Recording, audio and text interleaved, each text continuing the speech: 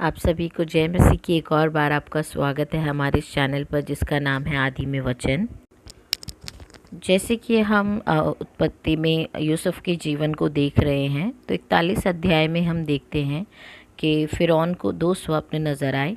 एक जो था मोटी गाय हैं और पतली गायें हैं, तो जो पतली गायें हैं उन्होंने मोटी गायों को खा लिया।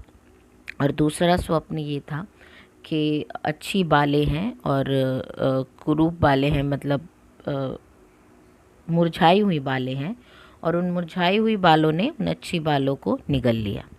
तो फ़िरौन डर गया और डरने के बाद उसने अपने राज्य के ज्योतिषों पंडितों से पूछा, लेकिन कोई उस स्वप्न का अर्थ नहीं बता पाया।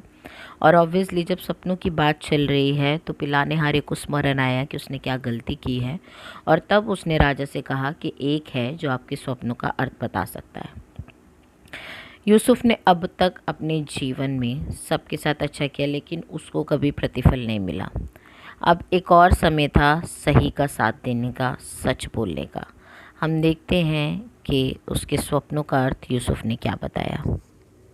यूसुफ को फ़िरौन के सामने लाया गया और फिर 25वें वचन में लिखा है, तब यूसुफ ने फ़िरौन से कहा, फ़िरौन का स्वप्न एक ही है।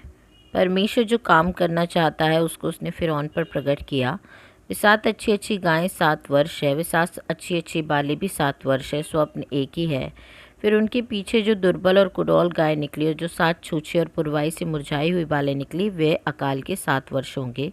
ये वही बात है जो मैं फ़िरौन से कह चुका हूँ कि परमेश्वर जो काम करना चाहता है उसे उसने फ़िरौन को दिखाया है।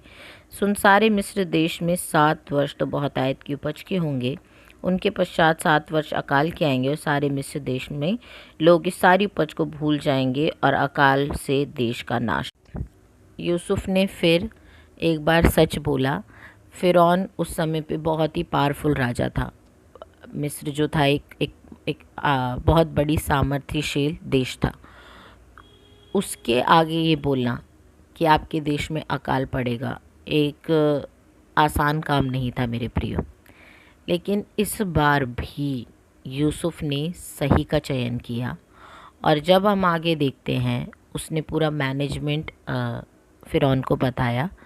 तब फ़िरौन ने कहा, इससे अच्छा व्यक्ति कौन हो सकता है जो इन सारी व्यवस्थाओं को करे। और आखिरकार यूसुफ प्रधानमंत्री बन गया।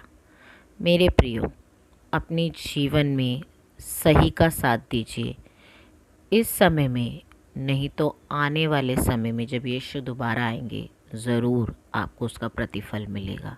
प्रभु आपको आशीष करे।